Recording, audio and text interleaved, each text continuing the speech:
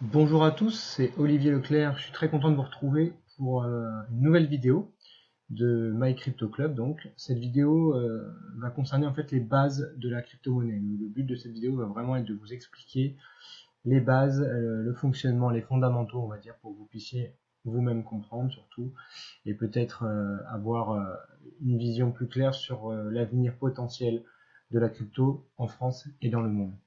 Donc, je me présente donc Olivier Leclerc, comme je vous le disais. Je suis membre du club My Crypto Club, membre cofondateur. Pour ceux qui me connaissent sur Facebook, j'anime le groupe Top MLM France où je propose des opportunités justement dans la crypto-monnaie.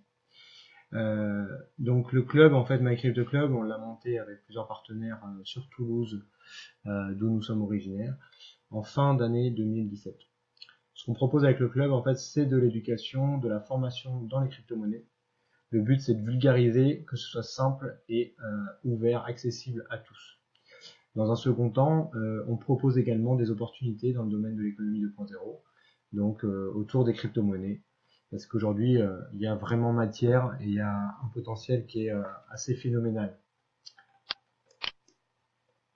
Donc, comme je vous le disais aujourd'hui, le webinaire sera au sujet de la crypto et des bases de la crypto. Donc, qu'est-ce que la crypto-monnaie? Les fondamentaux, donc comprendre les notions de base.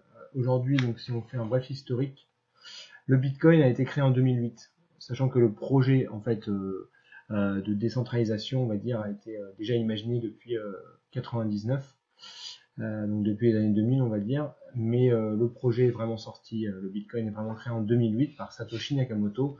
Donc Satoshi Nakamoto, c'est a priori un surnom, le nom d'un groupe peut-être d'informaticiens.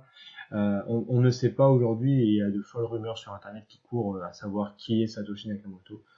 Donc tous les ans, on y a le droit avec un tel ou un tel et Satoshi Nakamoto, mais la réalité c'est qu'on ne sait pas. On ne sait même pas s'il est encore en vie d'ailleurs. En 2009, première transaction Bitcoin, d'accord. En 2011, la parité du Bitcoin avec le dollar, donc ça veut dire un Bitcoin valait 1 dollar US, d'accord. En 2013, capitalisation du Bitcoin dépasse le milliard de dollars. 2017, le Bitcoin atteint 8000 dollars. Et en 2018, la capitalisation du Bitcoin approche les 200 milliards de dollars. Donc vous voyez un petit peu le chemin parcouru entre 2011 où le Bitcoin valait 1 dollar et aujourd'hui où le Bitcoin est actuellement à l'heure où je vous parle est à peu près 7500 euros. Donc c'est vraiment énorme.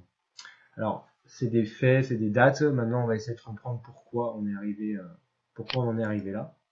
Alors déjà, qu'est-ce que la crypto-monnaie? Donc aujourd'hui, si vous écoutez cette vidéo, c'est certainement pour comprendre un peu les fondamentaux. Donc la crypto-monnaie, en fait, c'est une monnaie décentralisée. Qu'est-ce que ça veut dire décentralisé? Ça fonctionne comme une sorte de réseau peer-to-peer. En fait, il n'y a pas d'argent physiquement ou même virtuellement qui est stocké dans un endroit. C'est en fait un livre de compte qui est décentralisé, c'est-à-dire stocké sur plein d'ordinateurs dans le réseau, dans le monde entier. Okay, donc ce livre de compte décentralisé, c'est ce qu'on appelle la blockchain, on en parlera un petit peu après. Donc l'idée c'est qu'en fait, l'argent que vous possédez en Bitcoin, en fait, ce sont des écritures dans un livre de compte qui est copié et collé partout dans le monde. Et si quelqu'un veut modifier ce livre de compte, en fait, il sera obligé de modifier l'ensemble des copies dans le monde entier, ce qui est impossible. Donc non contrôlé par les banques, ça c'est très important, on ne passe plus du tout par les banques, aujourd'hui c'est vraiment vous envoyez de l'argent à quelqu'un, c'est de vous à lui directement, ça ne passe pas du tout par le système bancaire. C'est accessible à tous, en effet aujourd'hui pour recevoir et envoyer de la crypto-monnaie, il ne faut pas justifier d'un domicile, il ne faut pas justifier de revenus, il faut on va dire au minima un smartphone pour pouvoir installer un petit logiciel qui s'appelle le wallet, le portefeuille, pour pouvoir stocker le crypto et envoyer et bien sûr recevoir de la crypto-monnaie. Pseudonyme, donc contrairement à ce que vous pouvez entendre dans les médias, généralement on dit le Bitcoin est anonyme, le Bitcoin sert aux fraudes, etc. Il faut savoir que le Bitcoin n'est pas du tout anonyme. Le Bitcoin est pseudonyme, ça veut dire que vous n'êtes pas, on n'a pas votre nom et prénom visible Par contre, il y a une adresse qui est relative à vous. Donc cette adresse, c'est une suite de caractères, de minuscules, majuscules, chiffres, lettres. Et, euh, et en fait, cette adresse, elle réfère toutes les transactions que vous allez faire. Donc si on remonte la chaîne et qu'on fouille, on peut retrouver que cette adresse vous appartient. Tout simplement parce qu'à un moment donné, vous allez passer par une plateforme pour acheter des bitcoins la première fois et passer par des plateformes pour convertir vos bitcoins en euros. Et sur ces plateformes, justement, c'est là où votre nom-prénom est rattaché à une adresse. Donc de toute façon, ce n'est pas du tout anonyme, bien qu'attention, il existe des monnaies 100% anonymes comme le Monero par exemple, qui éventuellement, c'est vrai que pourraient servir pour des trafics ou peuvent servir pour des trafics, mais pour l'instant, je pense que c'est une échelle relativement faible. Mais en tout cas, pour ce qui est du Bitcoin, sachez que ce n'est pas anonyme. L'intérêt aussi, c'est le contrôle total de vos fonds. Aujourd'hui, c'est bien évident que vous allez à la banque est fermée, vous ne pouvez pas accéder à vos fonds. Vous demandez un virement, ils mettent 5 jours au lieu de 2, bah, vous ne pouvez rien y faire. Bien, c'est pas ça, la crypto-monnaie, c'est 100% en votre contrôle. Vous allumez votre ordinateur, vous appuyez sur envoyer, l'argent est envoyé à un destinataire, il les reçoit dans les 10 minutes, vous payez des frais qui sont minimes, et voilà, donc vous dépendez pas d'un tiers, et ça c'est extrêmement important. Le caractère déflationniste aussi de ce moyen d'échange, de cette devise, chacun l'appelle un peu comme il veut, en fonction de la reconnaissance qu'il a. Donc c'est le caractère déflationniste qui est intéressant. C'est quoi la déflation? C'est de dire qu'il y a de moins en moins de pièces créées. En fait, pour revenir un petit peu en arrière, le Bitcoin a été créé suite à la crise des subprimes en 2008, d'accord. Les gens qui sont derrière le Bitcoin, ils ont réfléchi et ils se sont posé la question de savoir comment on pouvait modifier un petit peu le système en place, changer de système, avoir quelque chose de mieux. Eh bien, ils ont identifié deux principaux problèmes. Le premier, on en a parlé, c'est la centralisation de l'argent. Tout l'argent est dans les banques, les banques centrales, les banques centrales européennes, la Fed américaine.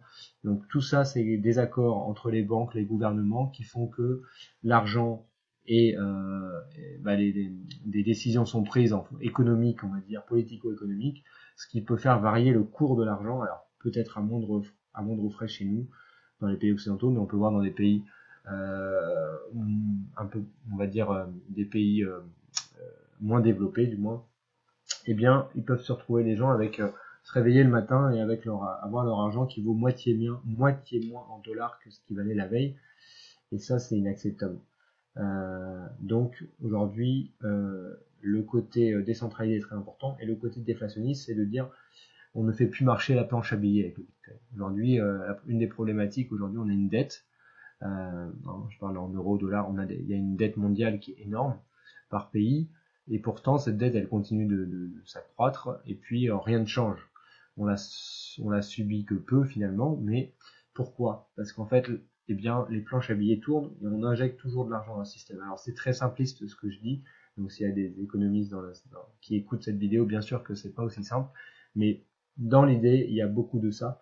Et cette conséquence, la conséquence à l'impression de billets comme ça, la planche à billets, et bien finalement c'est d'injecter de l'argent qui sort de nulle part dans un système et bien et d'augmenter la masse monétaire. Et en fait, on augmente les billets, mais le prix du billet lui-même diminue, la valeur du billet diminue. C'est pour ça qu'on peut constater qu'aujourd'hui, il y a 10 ans, on pouvait acheter avec 1 euro bien plus de choses que ce qu'on peut acheter aujourd'hui.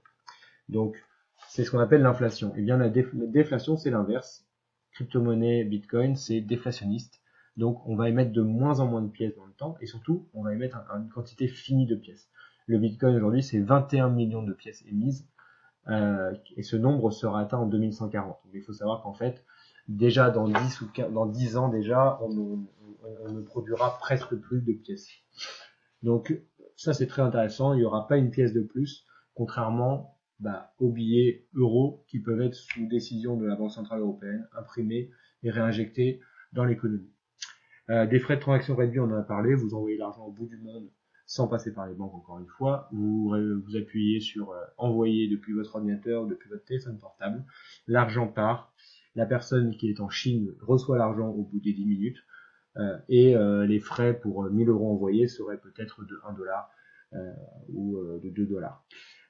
Ce sont alors les frais varient, les délais, le temps d'envoi de transactions varient également, mais pour vous donner une idée, c'est ça les crypto-monnaies. C'est vraiment réduction des coûts, décentralisation, déflationnisme et des transactions qui sont extrêmement rapides. Donc, les cryptos sont reconnus par de multiples gouvernements, organismes et marchands. Chaque jour, il se passe des choses. Chaque jour, des gens acceptent à travers le monde, reconnaissent, acceptent le Bitcoin. Il y a des innovations tout le temps. Ça bouge énormément dans ce milieu-là. Donc, on n'en est qu'au balbutiement, mais projetez-vous dans 10 ans et vous verrez peut-être que la crypto pourrait s'imposer au fur et à mesure. Alors, on en parlait tout à l'heure, je vous ai parlé d'un livre de compte où les transactions étaient toutes indiquées. Le jour où vous achetez du Bitcoin, eh bien, il y a une transaction qui apparaît, un tel a acheté du Bitcoin. C'est écrit sur le livre, d'accord? Donc ces Bitcoins, vous les possédez. Et ensuite, à chaque fois que vous envoyez, que vous recevez, eh bien, c'est également écrit sur la blockchain. Et en fait, quand vous allez allumer votre ordinateur, ouvrir votre wallet, votre portefeuille, il va scanner cette blockchain et il va voir depuis l'instant où vous avez acheté les bitcoins, vous en avez envoyé, vous en avez reçu, vous en avez envoyé, vous en avez reçu, et finalement vous arrivez à un solde total en faisant les additions et les soustractions de tant de bitcoins disponibles. C'est comme ça que ça fonctionne. Donc ce livre de compte qu'on appelle la blockchain, eh bien il est consultable par tous aujourd'hui, n'importe qui peut aller sur internet, vous tapez blockchain explorer Bitcoin, par exemple, vous allez tomber sur l'explorer de la blockchain Bitcoin et vous pourrez taper des adresses, vous pourrez taper des ID, des références de transactions, tout est consultable. Bien sûr, si vous faites plein de transactions avec la même adresse, eh bien vous allez dessus, vous marquez votre adresse, vous allez voir toutes les transactions que vous avez faites. Si votre voisin a accès à votre adresse parce qu'il vous envoie de l'argent, il peut prendre votre adresse, copier-coller dans l'Explorer et voir toutes les transactions que vous avez et combien vous avez de Bitcoin. C'est pour ça que c'est vraiment, c'est pas du tout anonyme, encore une fois, et tout le monde peut consulter les comptes de tout le monde. Donc ça aussi, ça donne de la confiance aussi dans le système. Infalsifiable, comme je vous le disais, personne ne peut modifier la blockchain parce qu'il y a des copies partout dans le monde. Donc il faudrait que la personne possède toute la puissance du réseau, ce qui est impossible, et immuable parce que ça ne bougera pas dans le temps et ça va continuer de se développer. Et en fait, aujourd'hui, pour arrêter le Bitcoin, la blockchain, qu'est-ce qu'il faut faire? Il faut éteindre Internet dans le monde entier. C'est ça en fait l'idée. Donc vous voyez bien que c'est hors de contrôle des États. Et pour stopper ça, il faut stopper Internet, ce qui paraît vraiment impossible. Après, l'État, et vous le voyez peut-être pour ceux qui suivent un peu l'actualité, cherche à réguler, mais c'est pas une mauvaise chose du tout. Et c'est peut-être ça qui va créer la démocratisation des crypto-monnaies. Donc on pourra en reparler dans d'autres vidéos. Alors, ce slide-là. Hop, excusez-moi, il y a un petit souci. Alors, la blockchain, on en parlait, donc la base de données partagée, réseau peer-to-peer, on l'a évoqué, infalsifiable, immuable, incorruptible, accessible à tous et visible par tous. Technologie révolutionnaire, parce qu'on parle évidemment du cas de la crypto-monnaie, il faut savoir que la blockchain est applicable à plein de domaines différents. Aujourd'hui, vous allez entendre de plus en plus parler de la blockchain. Pour vous donner quelques exemples, les systèmes de vote, on peut imaginer voter sur une blockchain. Donc il y aura plus d'intermédiaires de confiance qui compteraient les votes et il y aura plus de fraude possible. Tout le monde pourrait consulter le nombre de bulletins, le nombre de votants, il y aura plus de problème. Il va y avoir des Airbnb sans Airbnb, donc vous louerez la chambre de quelqu'un ou la maison de quelqu'un, mais vous ne paierez plus de frais à des tiers.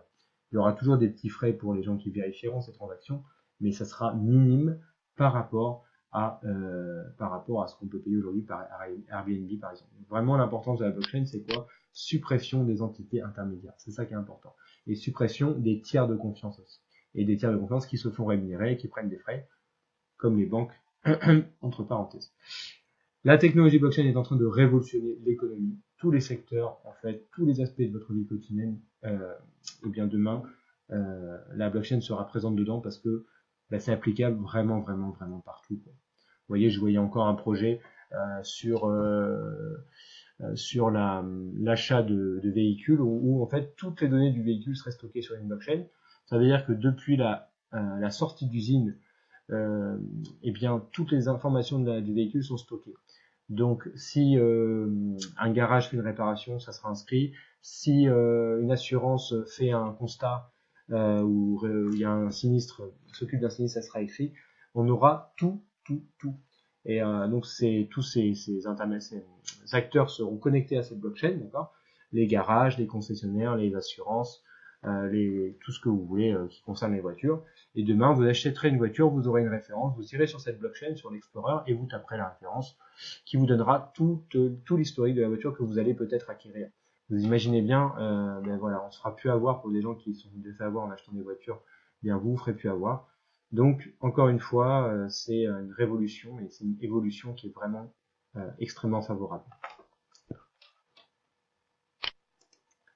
Alors, phénomène incroyable des crypto-monnaies. Chaque jour, de plus en plus de monde s'intéresse au phénomène, et pour cause, pendant que les marchés financiers ont une croissance moyenne de 10% par an, les marchés des crypto-monnaies affichent depuis plusieurs années des performances hors normes. On parle de 2428% en 2016, 18 000% en 2017. C'est un marché qui dépasse les 500 milliards de capitalisation. Alors, faut savoir que cette capitalisation varie énormément. On est sur un marché qui est encore jeune, très volatile. Des grosses organisations financières arrivent dans le Bitcoin ou arrivent dans le crypto avec une masse monétaire importante. Donc ça crée beaucoup de capitalisation et puis retirent parce qu'ils ont fait monter les valeurs, ils ont retiré leurs gains, donc ils font chuter les cours, ils font chuter la capitalisation. Donc tout ça, on n'est pas encore du tout dans quelque chose de on va dire d'adulte, on est vraiment sur quelque chose qui est à l'état fétal, j'ai envie de dire. Parce que on a tout à faire, on a tout à développer encore. Et c'est pour ça qu'on a autant de variations de cours, c'est pour ça qu'il y a autant de volatilité, et notamment sur la capitalisation, une variation importante.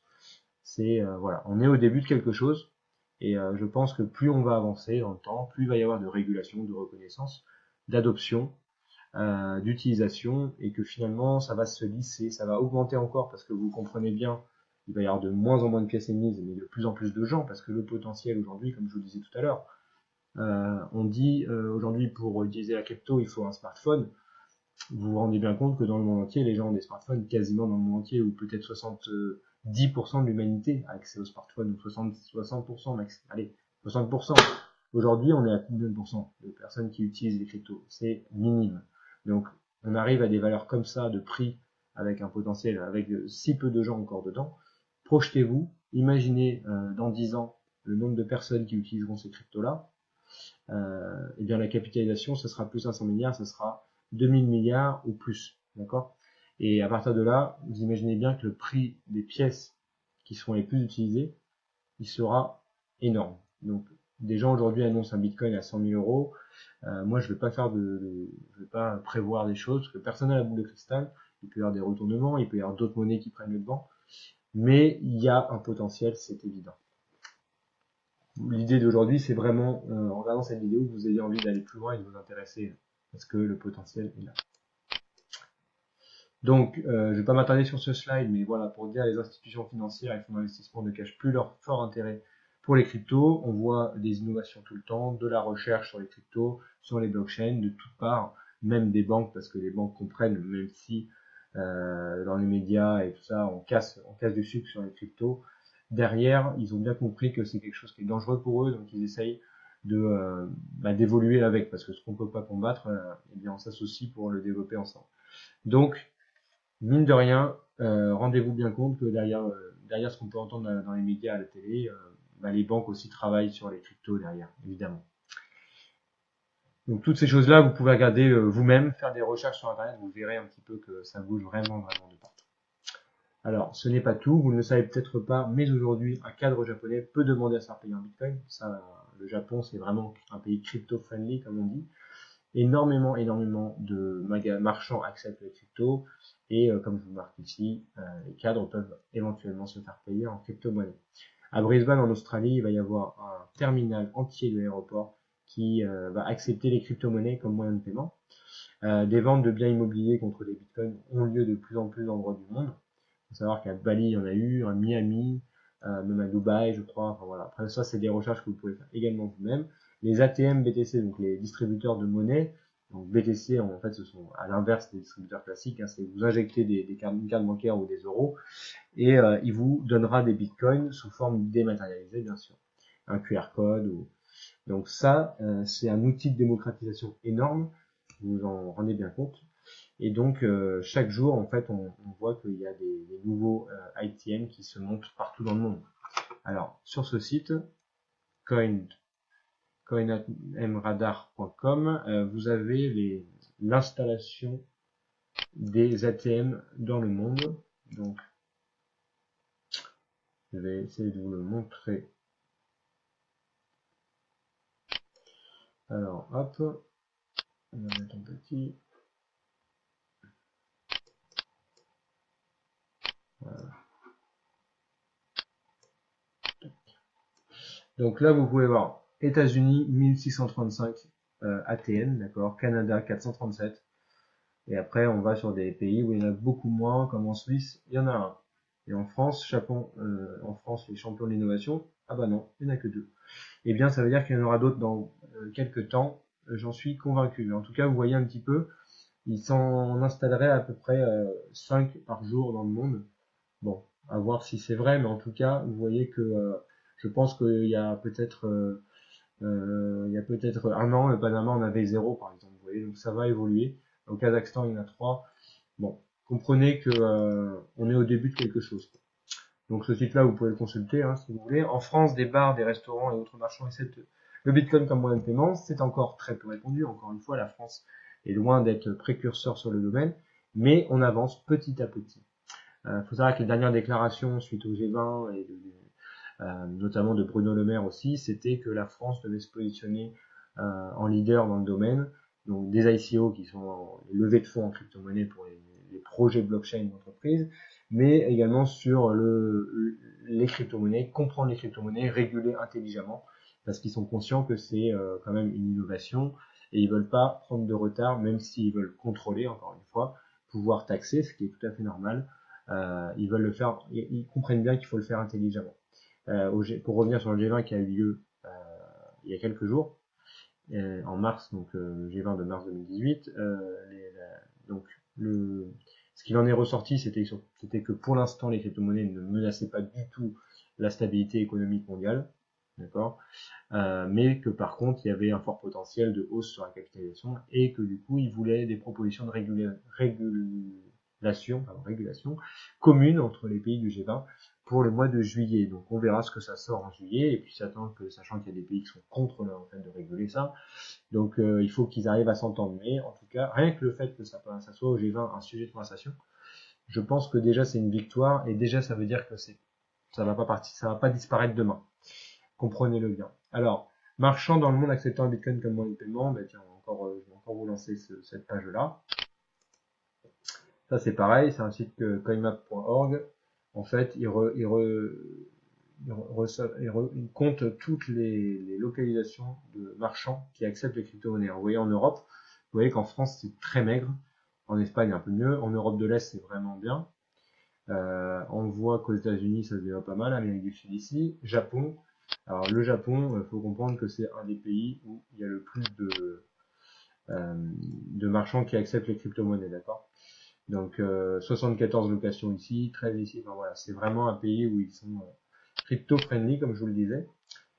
Donc voilà, ça vous pouvez consulter tout ça facilement aussi. Donc coinmap.org, c'est une carte qui va évoluer toujours, tous les jours, toutes les semaines du moins, avec de nouvelles localisations. Et ça permet de voir l'évolution de la crypto en suivant ce site aussi. Voilà. Donc chaque jour dans le monde, les crypto-monnaies font un pas de plus vers la démocratisation. Le Bitcoin aujourd'hui, c'est 40 millions d'individus alors qui l'utilisent. Alors ça, c'est une estimation qui est très très très dure à certifier. Donc ça reste une estimation. 200 milliards de capitalisation sur Bitcoin, encore une fois, ça évolue. Le marché total des crypto-monnaies aujourd'hui est plus proche des 350 milliards, je pense. Le Bitcoin doit plutôt être proche des 100 milliards aujourd'hui, mais ça évolue énormément. Il faut savoir en début d'année ou fin d'année dernière, on était monté à 800 milliards de dollars de capitalisation mondiale sur les crypto-monnaies. C'est énorme. 1 milliard de dollars circulent tous les jours sur le réseau Bitcoin. On parle encore une fois ici que du Bitcoin et pas des monnaies alternatives, des altcoins comme on les appelle, qui constituent aussi le marché de la crypto-monnaie. 200 000 transactions par jour sur le réseau Bitcoin, ça ce sont des statistiques qu'on a eues il y a quelques temps, donc elles sont peut-être plus exactes, mais c'est pour vous donner une idée. Alors les principales monnaies qu'on connaît aujourd'hui, donc Le Bitcoin, j'en parle depuis le début, et l'Ethereum, c'est aujourd'hui la deuxième monnaie en termes de capitalisation. Ethereum a un très fort potentiel aussi, parce que pour plusieurs choses, on n'abordera pas ici, mais on parle de smart contracts notamment. Voyez un petit peu l'évolution des prix. Alors, capitalisation, je vous dis encore, c'est des choses qui évoluent, donc aujourd'hui, vous verrez peut-être pas ces montants-là, mais en tout cas, des valeurs fiables, c'est ça. Un Bitcoin, 1er janvier 2016, valait 430 $. On a dit qu'en 2013, le Bitcoin valait 1 $. En 2016, 430 $. 1er janvier 2017, 960 $. 9 janvier 2018, quand j'avais fait ce slide, 14 600 $. Alors aujourd'hui, on est retombé plutôt sur les 8 000, 9 000 $. Néanmoins, vous voyez cette évolution. Quand on part de 2008, vous voyez qu'on est parti d'une monnaie qui était même pas cotée, une monnaie qui arrivait à 1 $, une monnaie qui vaut maintenant 8 000 €, enfin 7 500 € à l'heure actuelle. Donc c'est énorme. Et ben, l'Ethereum, c'est la même chose. 1er janvier 2016, 1,14 $. 1er janvier 2017, 8,10 $. 9 janvier 2018, 1150 $. Encore une fois, c'est retombé aujourd'hui, mais le potentiel est bien là et vous voyez un petit peu l'évolution. Alors bien sûr, si vous aviez acheté au 1er janvier 2016 quelques milliers de dollars d'Ether, je vous laisse faire le calcul, vous seriez tranquille aujourd'hui. Les raisons d'investir dans le Bitcoin et les altcoins. Alors, on en a listé 4. Bien sûr, pour moi, il y en a beaucoup plus. Parce que déjà, il y a le côté révolution, il y a le côté... on va vers un système qui sera mieux que ce qu'on a aujourd'hui, j'en suis certain. Même si il y a, comme encore, je vous le disais tout à l'heure, des gros organismes qui investissent en masse pour faire de la spéculation, et c'est ça qui fait que la volatilité est encore très importante, mais sur le long terme, je pense qu'on va arriver à quelque chose de très intéressant. Alors, les 4 raisons qu'on a listées ici, tout simplement l'inflation déjà. Vous voyez que le taux du livret A, c'est 0,75%, sachant que l'inflation en 2017 était de 1,10%. Donc en fait, votre argent que vous stockez sur votre livret A, au final, il perd de la valeur par rapport au coût de la vie. Je ne sais pas si vous vous rendez bien compte de ça. Assurance vie, on est à 3% par an. Il faut savoir que derrière, les banques, elles se gavent avec ça. Donc, en fait, vous donnez un peu l'argent aux banques en restant dans ce système-là. Diversification, parce que aujourd'hui, il y a des marchés à fort potentiel comme les actions, l'obligation, l'immobilier. Les placements alternatifs comme l'or, l'argent, le Bitcoin fait tout à fait partie de ces placements alternatifs. La valeur refuge du Bitcoin, Bitcoin c'est une valeur refuge vraiment à proprement dit, comparé à tout le marché crypto-monnaie aujourd'hui. Quand le marché va mal, les gens convertissent généralement leur altcoin en Bitcoin, et parfois leur Bitcoin en dollars bien sûr, mais à terme, ça sera une monnaie étalon, je suis convaincu. Et en comparaison avec l'or, il y a beaucoup moins de frais d'utilisation, c'est beaucoup plus facile à acheter et vendre le Bitcoin que l'or, et plus simple à transporter, beaucoup plus sécurisé, et les perspectives de valeur sont bien plus élevées, tout simplement parce que l'or, on a plus ou moins découvert toutes les ressources. Bon, pas encore tout découvert, mais ça reste limité. Alors que, et on a une valeur de l'once qui est assez connue et qui évolue dans le temps, mais pas qui ne évoluera jamais autant que le Bitcoin. Le Bitcoin, c'est simple, hein, c'est l'offre et la demande qui fait le cours. L'offre va diminuer, comme vous le disiez, de moins en moins de pièces émises. La demande, eh bien, logiquement, elle va énormément augmenter dans les années à venir parce que vous regardez cette vidéo, on est en 2018 ou je sais pas quand, eh bien vous vous intéressez au Bitcoin maintenant. Demain, vous en parlerez peut-être à des collègues, qui en parleront aussi à des collègues, qui en parleront à des collègues. Eh bien, de plus en plus de gens, et ça c'est dans le monde entier, donc de plus en plus de gens vont arriver dessus. Et le marché, aujourd'hui on est dans les balbutiements du marché. Demain, la capitalisation, elle sera bien plus énorme que ça, donc le potentiel de hausse est énorme aussi. Donc, encore une fois, personne n'a la boule de cristal, personne ne sait comment tout ça va évoluer. Moi, je dis juste, le potentiel est énorme et il faut s'y intéresser. Voilà, alors, s'y intéresser, mais comment en profiter? Il y a plusieurs possibilités, on va dire, pour profiter du marché des crypto-monnaies. Il y a ce qu'on appelle le holding. Le holding, c'est quoi? C'est acheter des crypto-monnaies, acheter du Bitcoin, acheter des Ethereum, acheter des altcoins. Vous vous renseignez bien sûr avant sur les projets derrière, sur le potentiel, et vous les stockez sur du long terme en disant on verra dans 6 mois, on verra dans un an. Ça, c'est ce qu'on appelle holder les monnaies. Le trading, eh bien, vous achetez du Bitcoin, vous le mettez sur une plateforme, et puis vous tradez avec, c'est-à-dire vous le convertissez en dollars quand il est haut, vous le reconvertissez en Bitcoin quand il est bas, et vous faites de la plus-value comme ça, vous faites aussi des conversions avec les altcoins, c'est du trading, d'accord?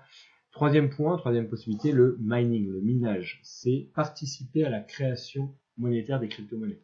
Je vais essayer de vous faire ça simplement.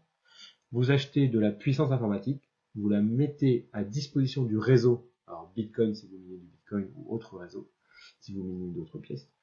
Cette puissance informatique va être utilisée pour vérifier les transactions qui ont lieu sur la blockchain de la monnaie concernée. Donc des transactions, par exemple si c'est du Bitcoin, toutes les transactions Bitcoin, votre PC, votre ordinateur va être mis à profit pour vérifier ces transactions. Ça vous coûtera de l'électricité, de l'entretien, mais en rémunération de ce travail, eh bien, vous aurez des fractions de nouveaux bitcoins créés et injectés dans le système. Comme je vous dis, il y en aura de moins en moins dans le temps, donc ça va être peut-être plus intéressant de miner aujourd'hui que dans 2 ans. Mais bon, encore une fois, tout évolue, donc on est sûr de rien.